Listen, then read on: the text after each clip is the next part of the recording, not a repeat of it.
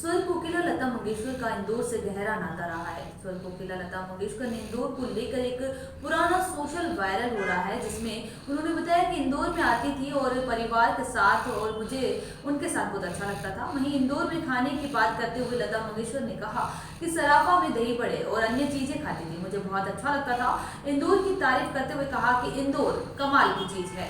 स्वर कोकिला के लंबी बीमारी के बाद रविवार को मुंबई के एक हॉस्पिटल में देहांत हो गया, जिसको लेकर इंदौर में रह रहे उनके परिवार के सदस्य और उनकी नाती श्रीमती दिव्या प्रगट से की चर्चा।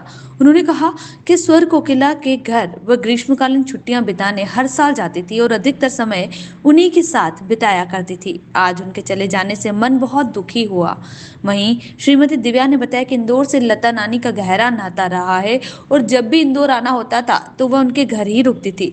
साथ ही उन्होंने बताया कि एक बार की घटना से नाराज लता नानी फिर लौट कर इंदौर नहीं आई। दरअसल लता मंगेशकर इंदौर में कार्यक्रम में शामिल होने आई थी, लेकिन कार्यक्रम में विरोध से नाराज लता दीदी ने फिर इंदौर वापस नहीं आने की बात कही थी, जो कि सही भी साबित हुई। आज लता नानी इस दुनिया में नहीं है।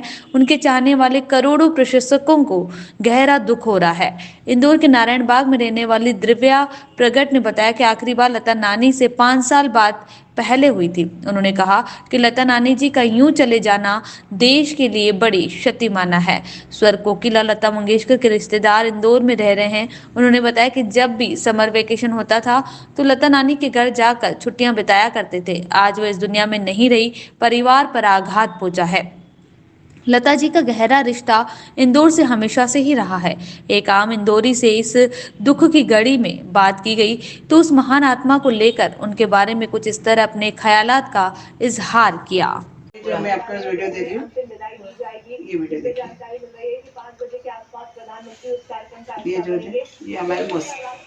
हाँ, ये इंदौर की तारीफ कर रही है। हाँ, है ना वीडियो हम में। लोग को मतलब उनके हाँ। मौसी की बच्ची। तो हमारे मेरी शादी में तो आशा भोसले, उषा मंगेशकर सभी आए थे। हाँ, 4-5 दिन रुके सारे लोग आए। अच्छा। अभी भी जो 4 साल पहले उषा जी आई थी तो उनकी बहुत इच्छा थी कि यहाँ के रहे, यहाँ आके रहना, यहाँ पे उनको यहाँ का खाना और रहना बहुत पसंद था। दाल बाटी और ये सब खाना बहुत पसंद है। माल भी भोजन। ठीक है। इसलिए बहुत हम मतलब बहुत इतना बता नहीं सकते, इतना मिस कर रहे थे।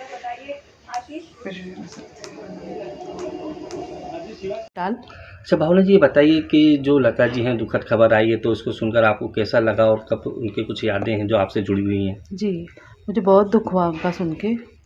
उनकी यादें तो बहुत जुड़ी हम लोग, क्योंकि बचपन हमारा पूरा उन्हीं के यहाँ ही घर पे, गर्मी की छुट्टियाँ ने ननिहाल ने हमारा बॉम्बे। मम्मी का 3 महीने, हम 3 भाई बहन हैं, मम्मी हमको 3 महीने वहीं छोड़ देती थी। उनके घर में बहुत डिसिप्लिन था और मैं बचपन में बहुत शैतान थी, तो बहुत ज़्यादा ऐसा होता था कि वहाँ गए तो बिल्कुल डिसिप्लिन से रहना। बिल्कुल मम्मी पहले से हमको सिखा रही थी कि बिल्कुल वहाँ मस्ती नहीं करना, ये नहीं करना। तो हम बहुत, तो उनके पूरा घर डिसिप्लिन में रहता था, बिल्कुल एक डिसिप्लिन से बात करना, बैठना, खाना, हर चीज़ हमारा वो। तो वो चीज़ मैं अभी तक याद रखती हूँ कि वही डिसिप्लिन हमने वहाँ से सीखा है जो अभी तक हमारे इसमें है डिसिप्लिन। अच्छा, सुना है कि आपकी शादी के समय भी आए हाँ, थे। मेरी शादी में आशा भोसले, उषा मंगेशकर सभी आई थी। करीबन 3-4 दिन रुकी थी वो यहाँ पर। दीदी को हम इसलिए नहीं लाए क्योंकि उनको लाना इन्हें बहुत बड़ी होती थी और उनका सब करना, उनकी जेठ सुरक्षा थी उनकी। तो फिर हम लोग उनको नहीं, उनकी बहुत इच्छा थी कि आके रहें हम तुम्हारे घर, और उनको खेतों में रहना, खेत में जाना उनको बहुत पसंद था ये। तो वही बस हमको मिस है कि वो आखिरी टाइम तक बोलती रही कि मुझे आना है और हम नहीं ला पाए। वो सबसे ज़्यादा हमको अभी हर वक्त मैं वही मिस कर रही हूँ कि काश कभी उनको लेके आते और रखते। वो है बस, बाकी सभी लोग आके गए घर पे। तो हमारे मतलब इतना उनके घर गए तो मेरी मदर इन लॉ को उन्होंने इतना, मतलब बोलते ना कि सासू, मतलब मेरी सास को उन्होंने गेट तक छोड़ के आई और ख़ुद उन्होंने ड्राई फ्रूट्स, जूस, उनके यहाँ कैसे बाहर की चीज़ बहुत कम खाते हैं वो लोग, जैसे नींबू शरबत हुआ, वो मतलब गेस्ट आए तो उन्हीं को वो सब घर की चीज़ें वो ज़्यादा पसंद करते देना सबको। ठीक है, आपका नाम बताइए। भावना कुटाल। देखो, मैं इंदौर का रहने वाला हूँ और जब से मैंने होश संभाला है, लता जी के जो गीत हैं वो देश ही नहीं पूरे विश्व में बड़े मशहूर गीत रहे उनके, और उनकी आवाज़ आज इस देश से जाना बड़ा दुख है। और इस खबर को सुनने के बाद बड़ा ठेस पहुंची। जब भी मैं अकेला रहता हूँ या कभी भी रहता हूँ तो मैं लता जी के साथ साथ रफ़ी जी के भी गीत सुनता हूँ और उससे बड़ा सुकून मिलता है मुझे। आज मैं इस देश के माध्यम से इस शहर माँ अहिल्या नगर वासी के नाते और इस धरती की वो लता जी थी जिनकी आवाज़ देश ही नहीं पूरे विश्व से आज भगवान और ईश्वर के चरणों में जा चुकी है।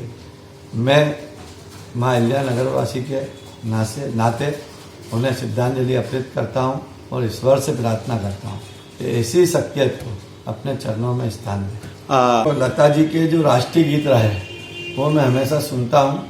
जब भी राष्ट्रीय त्यौहार आता है उस दिन भी मैं बड़ा उससे सुनता हूँ, या मैं भी कोई कार्यक्रम करता हूँ तो पूरे लता जी और रफ़ी के गीत उसमें लगाए जाता हूँ।